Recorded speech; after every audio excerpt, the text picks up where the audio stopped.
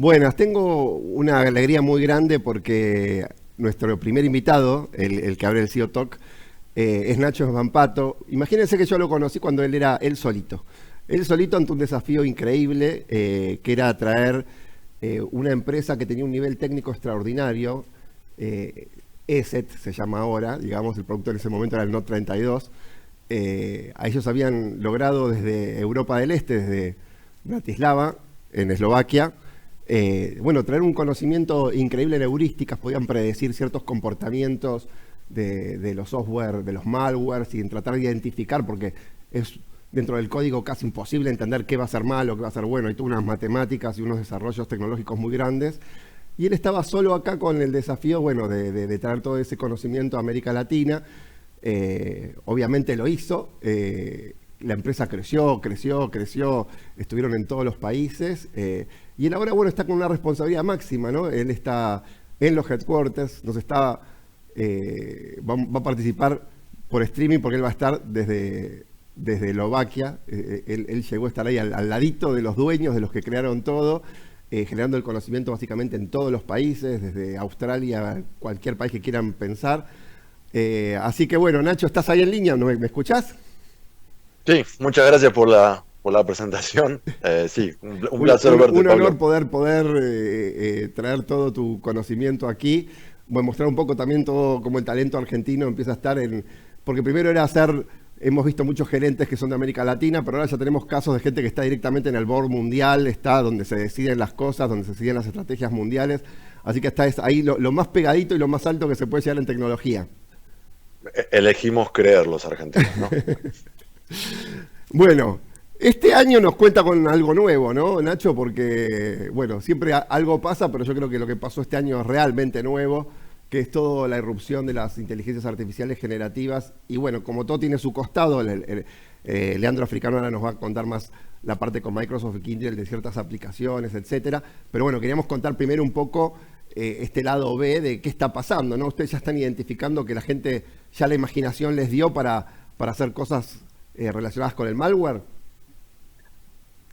Sí, viste, hace mucho que nos conocemos, hace mucho que charlamos del tema, ¿no? Cada vez que hay alguna cosa nueva que aparece, hay alguien que trata de encontrarle la vuelta y se ven ya ataques que están usando o el tema o las aplicaciones de inteligencia artificial. Y es algo normal porque mucha gente está muy interesada en ChatGPT o en cualquier otra que aparece y busca sobre el tema.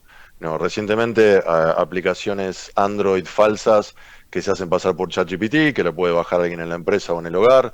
No, hay incluso ataques de phishing que se están haciendo generando múltiples tipos de mensajes usando la inteligencia artificial para generar esos mensajes, para tratar de buscar la forma de que se escriba mejor. ¿Te acordás los años en que uno podía reconocer el spam porque estaba mal escrito el inglés? Uh-huh. Bueno, ahora eso ya no pasa. Y hay ataques que vemos donde están generando como una especie de A/B testing de los ataques de phishing usando un plugin de inteligencia artificial para generar textos nuevos y ver cuál funciona más. Así que se ve por todos lados, está apareciendo, se está usando más y es un prueba y error. Últimamente, en los últimos 3, 4 años, vemos que los tipos de ataques cambian de acuerdo a cuáles funcionan y en cuáles no. Ahora, como el tema está en boga, se ven más. Claro. Además que cuando nosotros con este chatbot, digámosle que uno va hablando y le va preguntando cosas, inclusive a veces se usa para subir información de la empresa para que me haga un resumen de un documento, me imagino, ¿no? Sí. La cuestión a quién se lo estoy subiendo va a ser la pregunta ahora. Yo te digo, yo la uso a diario, pero con una cuenta de correo electrónico que espero que todavía no se hayan dado cuenta que soy yo para un montón de cosas. Imagino que la gente hace lo mismo. Nosotros tenemos una tecnología nuestra propia que utilizamos internamente, pero también utilizo la externa para, por ejemplo, buscar inspiración para escribir descripciones de puestos de trabajo. Imagino que hay mucha gente haciendo lo mismo, pero sube para corregir cosas. Incluso conocemos clientes donde nos han dicho que hay gente que subió documentos internos de la empresa para mejorar la edición y terminaron siendo, viste, algo que se podría haber liqueado si lo subís al lugar incorrecto. Entonces es un tema, ¿no? Toda la tecnología nueva siempre aparece y la seguridad normalmente viene detrás. ¿Cómo lo aseguramos? ¿Cómo educamos al usuario para usarla de forma segura? ¿Qué se puede hacer? ¿Qué no? Y eso es lo que siempre pasa en la industria de seguridad, que algo aparece y muchas veces es solo después que vemos qué tenemos que hacer para que sea más seguro su uso. Además que en este caso Supers tiene estos distintos múltiples lados, ¿no? Tipo un cubo de Rubik, ¿no? Como distintas caras porque distintos usos. Otro es que ahora gente poco capacitada puede crear más malware también, ¿no? O sea, el tema este de generación de código, la verdad que ahora uno sabiendo ciertos pequeños layers de programación puede hacer ahora cosas extremadamente complejas. Por ejemplo, uno puede usar muy poquito de Python, muy poquito, pero ese poquito hace que uno tenga la manera de preguntar, ¿no? O sea, la diferencia por ahí de una persona que no sabe nada es que no sabe ni qué preguntarle al chat GPT o a cualquier inteligencia artificial generativa. Ahora, cuando vos ya sabes algunos pequeños conceptos, ya sabes qué preguntar. Una vez que sabes qué preguntar, la parte compleja te la hace la inteligencia artificial y las conexiones empiezan a ser pequeñas. Por ahí es el texto, y ahora lo hago con Messi o con Maradona. O sea, bueno, esas partes de los scripts, digamos, de los textos para engañar cuál voy a utilizar. Pero la complejidad del software, que por ahí yo no la podía hacer solo, con estas asistencias cada vez las puedo hacer más fácil, ¿verdad? Sí, totalmente. Yo tengo hijos adolescentes como vos y el otro día estuvimos jugando con los plugins para Python, ayudando a mi hija, ¿cuándo fue? En junio, antes del fin de las clases, Sí. ayudando a mi hija para corregir cosas que ya tenía que hacer para la escuela. Así que imagínate eso aplicado a muchas otras cosas. Uno puede revisar el código, hacerlo mejor, cambiarlo. Bueno, por el otro lado, es que las primeras versiones y ahora, por ejemplo, OpenAI empezó a implementar ciertas medidas de seguridad de acuerdo a los prompts que pones y no te da la respuesta que te daba hace 2 años. Entonces, incluso si, por ejemplo, vos vas y escribís, ¿cómo puedo escribir un código para evitar la detección de un antivirus? No te da la respuesta. Claro, claro. Sí, capaz que le encontrás la vuelta, pero algunas sí, se van creando herramientas de una seguridad están inteligencia, ¿no? implementadas. Lo que pasa que es eso versus que se van fragmentando los modelos de los LLMS, ¿no? O sea, se van habiendo demasiadas compañías que empiezan a también tener esta tecnología, ya no es exclusiva de una. Y entonces, bueno, esa es la gran complejidad en la que estamos, ¿no? No es que hay un solo Vos pensás, fabricante. nosotros tenemos nuestra propia GPT interna que está desarrollada hace un montón, porque, viste, parece algo que es súper futurista, pero en realidad no es tanto. No, es algo que técnicamente es interesante, pero no es tan avanzado como una inteligencia artificial. Y Sí. depende mucho de cómo lo entrenás. Y internamente para temas de documentación, para temas de documentos nuestros, para temas de incluso de revisión de código nuestro, tenemos módulos que desarrollamos nosotros. Entonces está apareciendo por todos lados porque es algo que incluso la gente se excita, es un tema nuevo, inteligencia artificial, esto es increíble.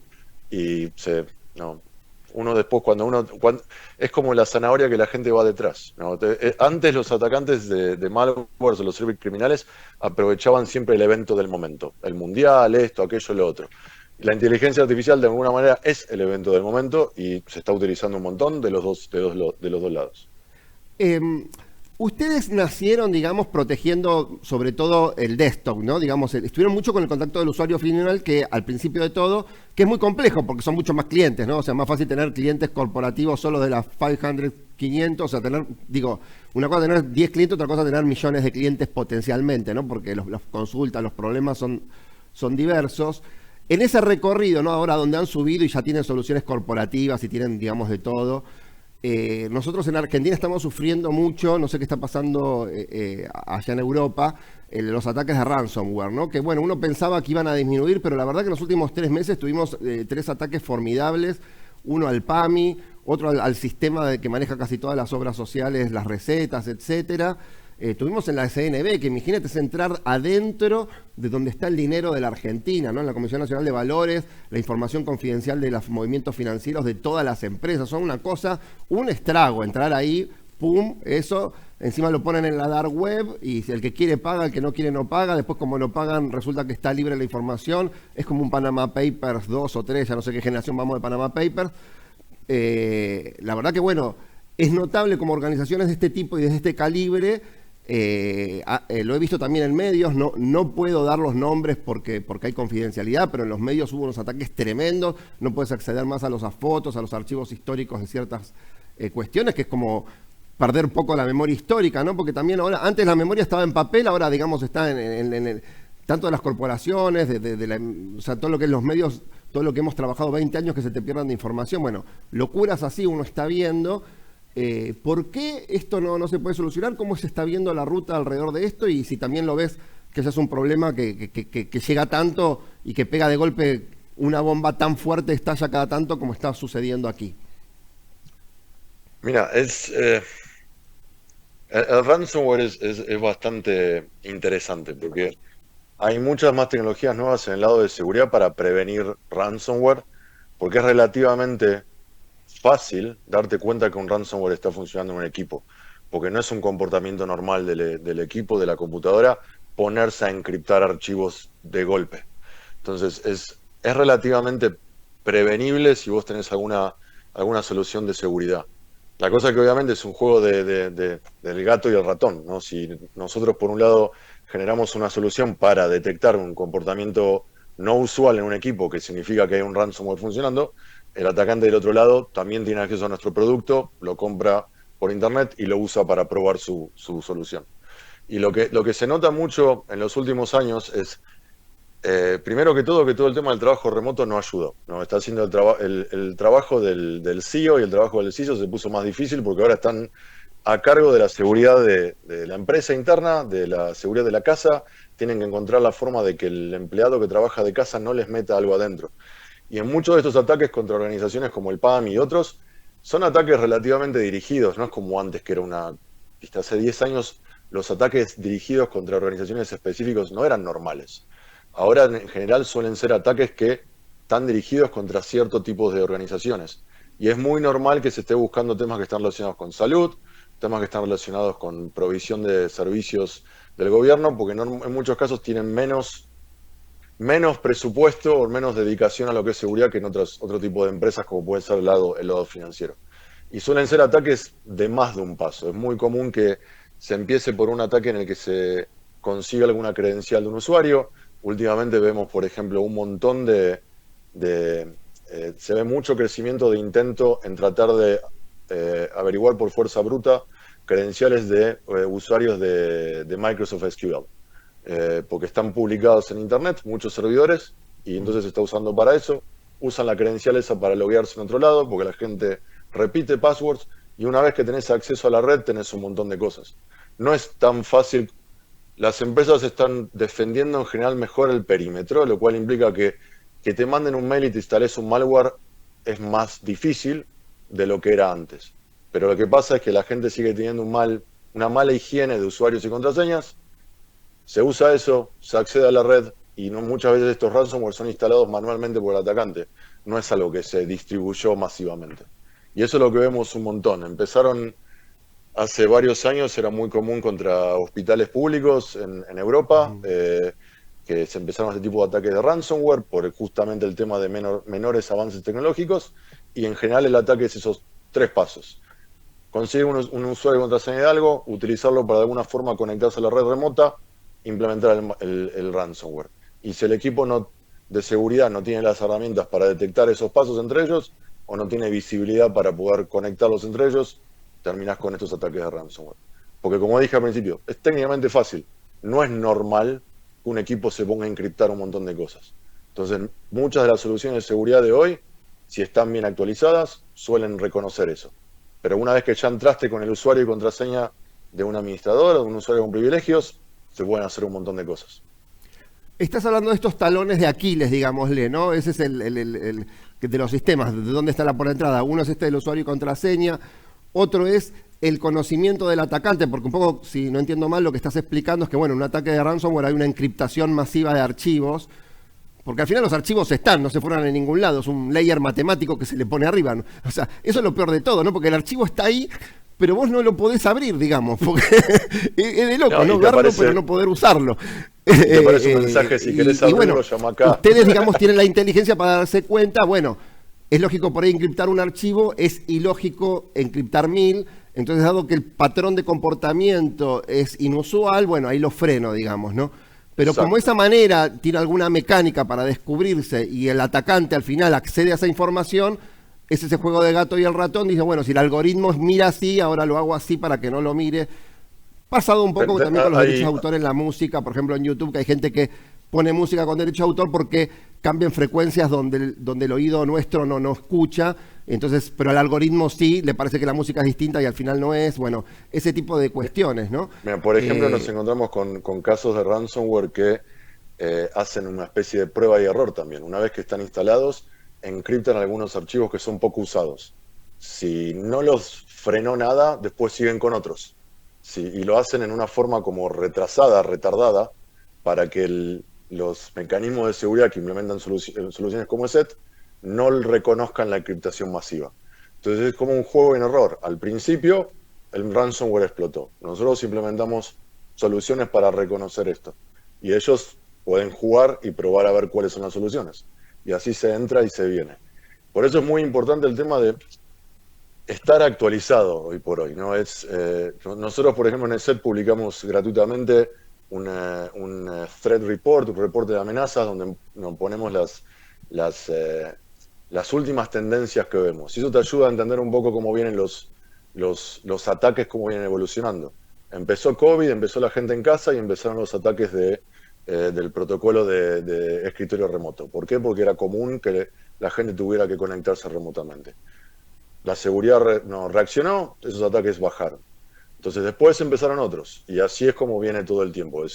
Y es muy importante tener cierta inteligencia, y para eso las empresas hoy por hoy no es tanto solo la prevención de los ataques, sino que el CEO o el CISO, quien sea que está a cargo de la seguridad de la empresa, tiene que mantenerse actualizado de qué es lo que está pasando, tener acceso a un buen servicio de Threat Intelligence o alguna plataforma de donde intercambiar conocimiento con otros CEOs de lo que está pasando, porque esos ataques están cambiando todo el tiempo. Vemos 3 meses uno que aparece, otro que es reemplazado, implementamos uno, viene el otro, y muchas veces son combinados, y necesitas tener visibilidad entre los distintos pasos. Empiezan en un equipo, terminan en otro, empiezan por una credencial robada, terminan por un malware, empiezan por un PDF tratando de explotar alguna vulnerabilidad, terminan con otra cosa.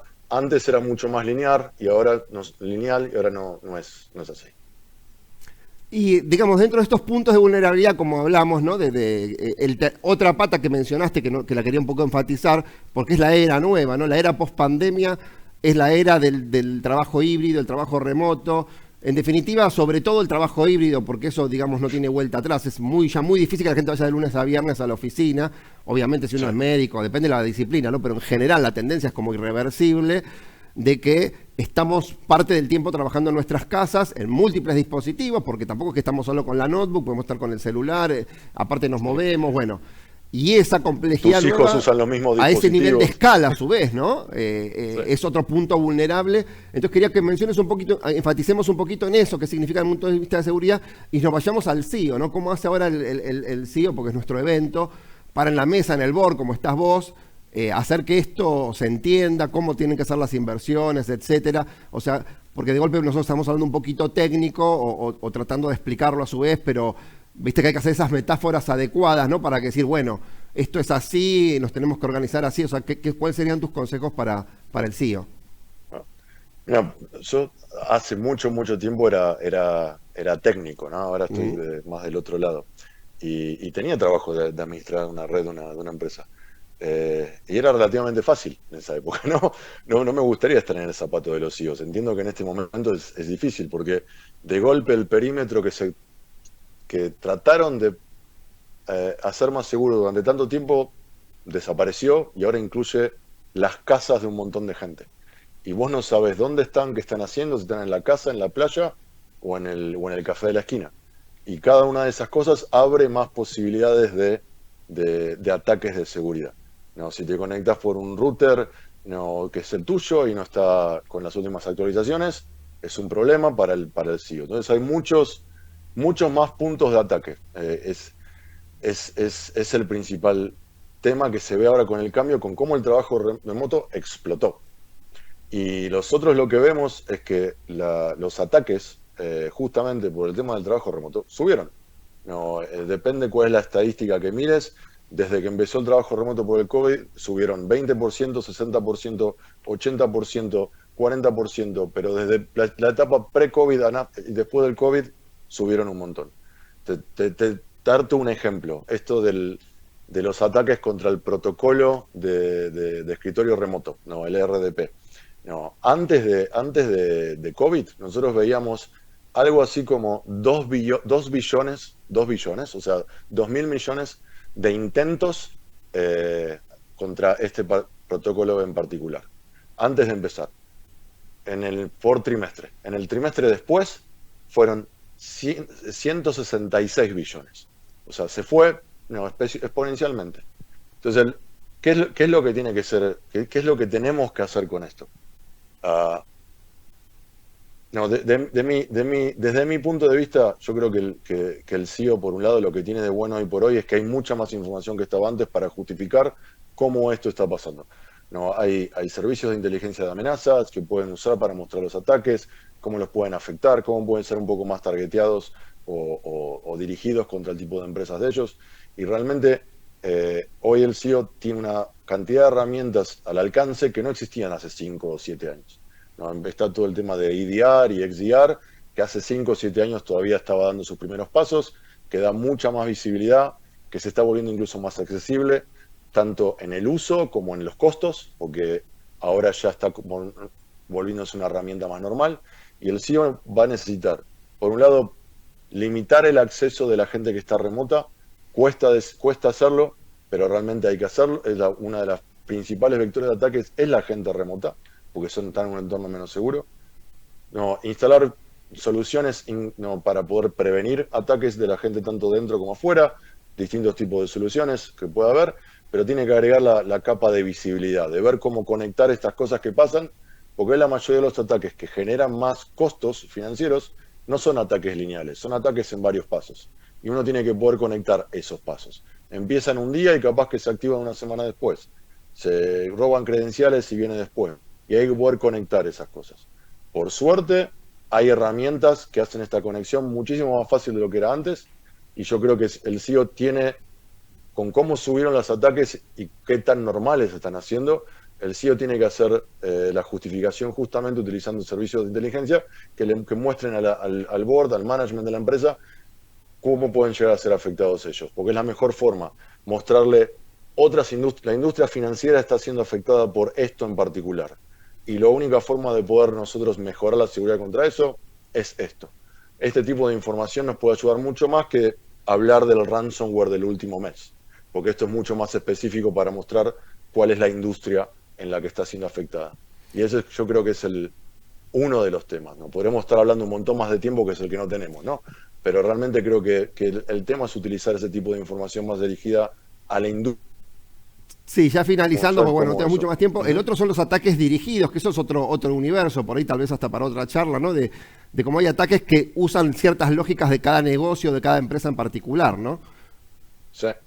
Sí, no sé si te acordás, el WannaCry, ¿no? El WannaCry fue uno que apareció hace varios años y justamente lo que utilizaron fue un sistema de contabilidad de las empresas de shipping, ¿no? De transporte. Y entonces, hoy por hoy hay mucho conocimiento del lado del cibercriminal, de cómo cada industria funciona, como para poder hacer ataques dirigidos. Y la única forma de estar al tanto de eso es agregar y tener inteligencia al alcance del que toma las decisiones y que tiene que defender la empresa. Bueno, Nacho, muchas gracias. Bueno, pero antes de despedirnos, quiero dejar un mensaje para el futuro, porque bueno, el tiempo pasa, ¿no? Y vamos a contarle a la gente que, bueno, fuiste hace muy poquito papá, así que esta relación con Bratislava y con Eslovaquia ya se materializó en Dante. Así que, Dante, bueno, cuando seas más grande, algún día, tu papá te mostrará este video. Y bueno, te lo robamos un ratito acá para que puedas charlar con nosotros, así que bueno, espero que aprendas a hablar español, cosa que creo que vas a aprender porque cuando yo estuve allá me asombró la capacidad que tienen increíble de aprender los distintos lenguajes, mientras que yo eslovaco nunca logré entender nada. Vos sí, ¿no? Vos lo lograste. Así que bueno, felicitaciones por toda esta nueva época que estás viviendo y bueno, esperamos verte por Buenos Aires. Espero y muchas gracias por tenerme acá y vamos a ver si Dante, mi nuevo hijo, es el 10 de Argentina o el 10 de Eslovaquia, no lo sabemos. Muchísimas gracias, un abrazote muy grande y felicitaciones por todo lo que estás haciendo, ¿eh?